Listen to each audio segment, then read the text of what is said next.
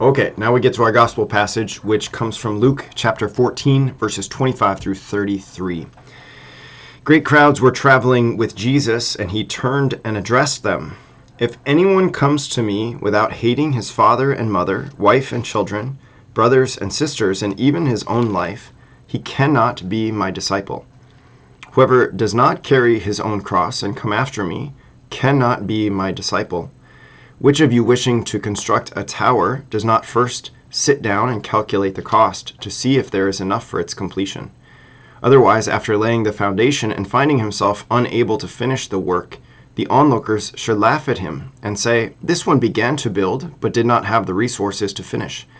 Or what king marching into battle would not first sit down and decide whether with 10,000 troops he can successfully oppose another king advancing upon him with 20,000 troops? But if not, while he is still far away, he will send a delegation to ask for peace terms. In the same way, any one of you who does not renounce all his possessions cannot be my disciple. Okay, really strong passage from Jesus, from the Gospel of Luke, but from Jesus. What I think is really interesting is that this is something that happens with some frequency. I don't know the frequency of it, but it happens multiple times in the Gospels where it talks about how there are great crowds following Jesus. So you think about the Sermon on the Mount, Matthew chapter 5. Right before Jesus starts preaching the Beatitudes, it says that there were great crowds following him. And so from there, he goes up the mountain to pray. He goes up the mountain, and there he's going to preach the Sermon on the Mount. So that, and it's like there's a great crowd. And what does Jesus want to do? He wants to go up a mountain. He wants to kind of make it difficult for people to follow him. And then from there, he starts preaching. And what does he preach? The first Beatitude, blessed are the poor in spirit. So like the first thing that you would expect the Savior, the Messiah of the entire world to preach is hard for us because we're so accustomed and we have, the benefit of 2,000 years of understanding or trying to understand Jesus. It's hard for us to comprehend this, but like this mighty Savior, the first thing he says is, blessed are the poor in spirit. It doesn't make sense. Same thing here. There's this large crowd following Jesus. And so what happens? He turns to the crowd. It's like he sees everybody. Like there's this huge multitude of people. He sees them and he's like, okay, it's time for a great purification.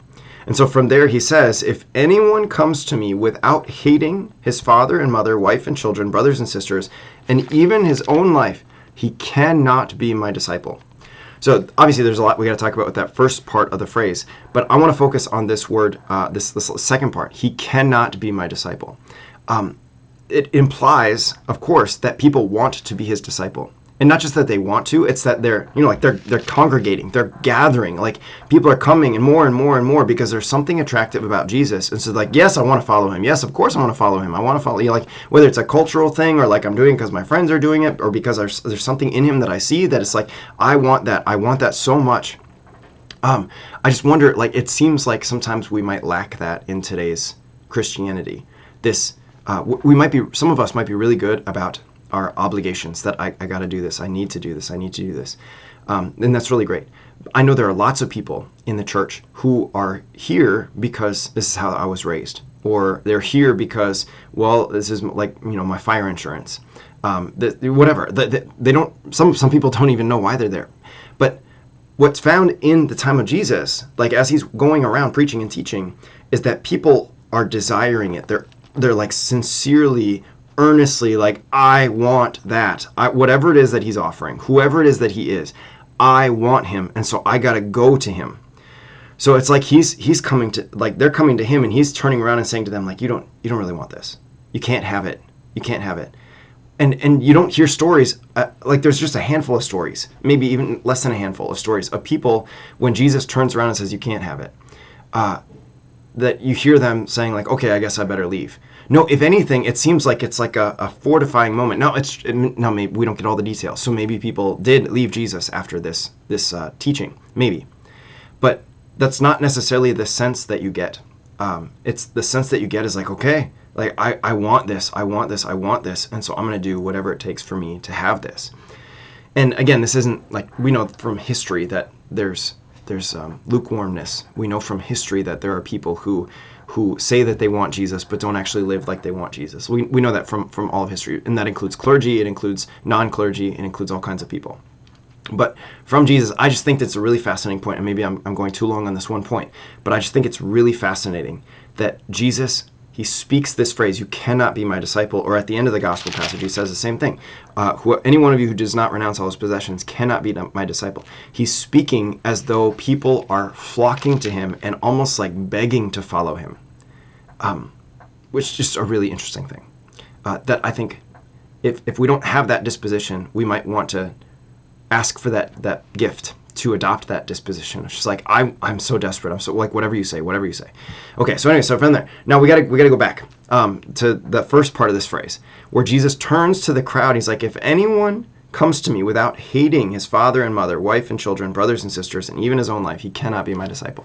That seems like such a strong phrase. Like, I'm supposed to hate. And then what's more, you take into the context other teachings of Jesus where he talks about how we need to love our enemies and pray for those who persecute us. So if I take that passage and this passage and I put them together, it's like I'm supposed to love my enemies and hate my family and those people who are closest to me. That doesn't seem like it quite matches up with anything. With my natural sensibilities, sure, but even it doesn't seem like it matches up with, like, Jesus wants me to love my enemies. If he wants me to love even those people that I hate, it must not be, there must be something more to what he's teaching here in this very uncomfortable thing where he tells me to hate those that I love. There's something there. And so there is, and this is the benefit of having 2,000 years of Christianity, is that we can look and see how has this been interpreted throughout history. And what we find is a couple of different things. One, the word is miseo, M-I-S-E-O, which means hate. So the word actually for itself is hate. Sometimes people might try to come along and say, like, well, that's not really what the word is. No, it's like that is what the word is. It is to hate. At the same time, we know there are other places in the Gospels where Jesus uses a strategy called hyperbole. And what hyperbole is an exaggeration for the sake of making the point memorable. So you think of those places in the Gospels where Jesus says, if your hand causes you to sin, cut it off. If your eye causes you to sin, pluck it out. Does he actually want me to cut off my hand? Does he actually want me to pluck out my eye? I don't think that's the case. But he says it, and it's memorable. And what's memorable for me is that he wants me to do whatever it takes to stop sinning, to stop committing grave sin. So too, he uses this phrasing that I gotta hate father and mother, wife and children, brothers and sisters, and even my own life. I gotta hate my own life. And it's not that I actually have to hate my own life. It's that compared to the way that I follow Jesus and the way that I love him, it needs to look that way. And hopefully, this is what I always tell people, hopefully it's the case that our father and mother, wife and children, brothers and sisters, and ourselves are on board with all of that. Of like, yeah, no, I too want to love Jesus. You too want to love Jesus in such a way that nothing and no one comes before him. So there's a sense of like, okay, we can interpret this in like a way that softens it, so that I can learn that I don't actually have to hate my father and mother, wife and children, etc. At the same time, it is absolutely true that if I want to follow Jesus, I need to totally surrender to him and to him alone. So that if it becomes the case that my family or my friends or even my natural tendencies want to lead me in such a direction that I go apart from the gospel, that I need to reject that and them. That if my natural tendency, for example, is to want to sleep in on Sundays, I need to reject that. Or if my family is traveling on a Sunday and it's going to cause us to miss Mass, I actually need to take a stand on that and say, no, I can't do that. Or Saturday night, whatever. So we include Saturday night in there. But it's like, no, I actually need to, I need to not go that direction. Which can, in that moment, those people might say, like, wait, you're saying you love Jesus more than me? Like, yes, I do, actually. Like, I have to be willing to say that, which is again a really strong thing for Jesus to be saying. Again, we have the benefit of 2,000 years of history, so there's a real benefit there. But in some ways, there can be something of it loses a little bit of its punch, because you got to think about the people who are following Jesus, who maybe don't fully understand that he's who he says he is, or they don't even fully understand who he is. So to think about this, like Jesus is saying that you need to love me above all things with all of your being. Who else in the Bible has the authority to command such a thing? Who else in the Bible has the authority to command that you need to love him with all of your heart, with all of your soul, with all of your mind, and with all of your strength. Only God. Deuteronomy chapter 6. It is only God who can have that kind of a claim on our lives. And so for Jesus to be saying this, again, if you can try to imagine like following him as though you don't already know this about him, you hear him say this and it's just like, wait, what? Are you trying to say that you're like God? That you're as important as God is? That I'm supposed to love you and follow you and surrender to you more than I am to my closest family members? You know, like they lived in a very culturally familial type of setting. We don't live in that quite as much. Some families do for sure, but they were so closely knit to their families. And now Jesus comes along and he's like, I understand that, but you need to be more closely knit to me. And that's just like, it just is a divine claim. It's not explicit, of course, but it's a divine claim of like, you need to love me with all of your being more than you love your family and your friends. That's, again, it's very striking. And what's more, what's next is whoever does not carry his own cross and come after me cannot be my disciple. Again, we have the benefit of knowing that what is the cross? Well, the cross is any form of suffering that we take upon ourselves, or that comes upon us, you know, of like, I stubbed my toe, like, okay, there's my cross, and I just want to unite my pain of stubbing my toe to the pain of Jesus on the cross. Or far worse, I get a cancer diagnosis that is terminal, and it's like, okay, this is really hard, and I got to take this and just bear it and offer this and unite it to the suffering of Jesus on the cross. Or other things of like, I want to do certain things that don't fit in the gospel, and I need to deny myself and unite that denial, that sacrifice, to the sacrifice of Jesus on the cross. We have that benefit, that we can take any suffering that comes our way, whether through our own fault or through just like life experience or the faults of other people. We take our suffering, we unite it to the suffering of Jesus on the cross, and there can be benefit there. That is our cross to bear. Sometimes some crosses are bigger, some are littler, some are short-term, some are long-term, and anything in between. But for the first followers of Jesus, for them to hear that they need to carry their cross and come after Jesus, that would have been such a striking thing, because the cross at the time of Jesus meant that someone was a criminal, that they were not worthy of a dignified death, that they were to be publicly shamed and humiliated, that they were going to go through excruciating pain on their way to death. So for Jesus to say that you got to take up your cross, he's implying that anyone who follows him needs to experience all of those things so that they can follow him. It's like, wait a minute, what in the world? Who are you? First you're making a claim that makes it seem like you're divine, and now you're making another claim that makes it seem like you're an unworthy criminal who needs and deserves public humiliation. And you're speaking to me as though I want to follow you.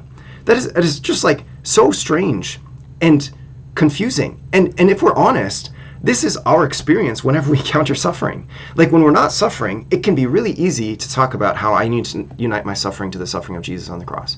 When I suffer, it's gonna. But so many times I talk to people about this. So many times the suffering that comes our way is so unexpected, and it is so not what we want, that it can feel confusing and frustrating. Of like, God, why aren't you taking care of me? When in fact, what he might say to you is like, this is your cross to bear. Just like me, I'm an innocent man, Jesus is saying. I'm an innocent man who is actually God, and I died the death of a criminal even though I've committed no sins. I've been publicly humiliated even though I could have publicly humiliated all of them. This is your cross to bear. So it's like, at the time of Jesus, it would have been so striking, but even for us, when we encounter suffering, it can be so striking if we really let our suffering be put into the proper context.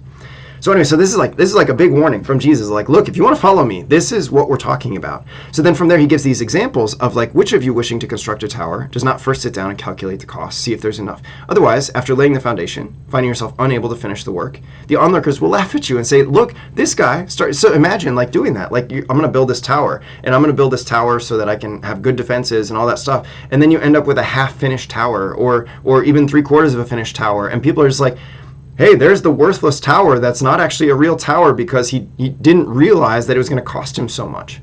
That man is so foolish. It's almost as though Jesus here is saying, like, look, I know that you're coming here to me prepared to build a tower with me.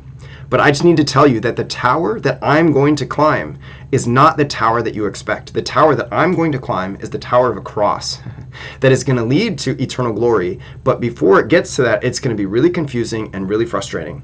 And so you need to be prepared that if you come after me, that is the price you will pay. I am paying for this tower with the price of my life. And so will you if you follow me. And then from there, he talks about the king who goes into battle. First, he's going to sit down and decide, like, do I have enough troops to overcome this? Do I have enough strength? You can imagine a couple of weeks ago, 2 or 3 weeks ago, something like that, we heard Jesus talk about how we need to strive to enter through the narrow gate. For many, I tell you, will seek to enter and will not be strong enough. So there's the sense of like, do I have this strength within me? And he's telling us this as though like to help us recognize like you do have the strength by my grace. You know, he gives us the grace. He gives us the strength to in fact overcome our enemy, which is sin and death, the world, the flesh and the devil. He gives us that strength so that within us he can overcome it. But nonetheless, the point is the same of like when you follow me, it's going to be hard. It's going to be difficult. It's going to be confusing and frustrating. And so if you want to follow me, as you say that you do, you need to be prepared for a great ordeal. You need to be prepared for a great battle. So then from there, he finishes with what's called the neem shal, the kind of the left hook or the right hook or whatever, the point of the whole thing. In the same way, any one of you who does not renounce all his possessions cannot be my disciple. And the point that he's making here is not that each and every one of us needs to go out and sell everything that we have and give it all away so that we're all homeless. That's not necessarily the point. Again, the benefit of 2,000 years of history is that, yes, Jesus actually does call some people to do that. And it might behoove each and every one of us to consider that. You know, to consider, like, have I been called to sacrifice marriage for the sake of the kingdom so that I can become a priest or so that I can become a person in religious life? That's something worth our consideration. Is it for me to consider? Is it for you to consider that maybe Jesus has called us to a level of poverty that other people are not going to embrace or that is uncomfortable for even ourselves? Perhaps that's possible. But the point that we see throughout Christian tradition is that he calls us to be prepared to part with everything, if that means loving Jesus. If those things want to distract us and remove us from our relationship with him, I need to be prepared for that. Or what's more, if I find myself in a situation where I need to give alms to somebody who's in greater need than myself, I need to be prepared to give alms. This is a great way to have a disposition of heart that is detached from my stuff, a disposition of heart that is ultimately seeking generosity more than accumulation. That's ultimately what Jesus is getting at here. So the whole thing is just like this self-denial, this embracing of suffering, this like really taking time to consider, do I really believe this?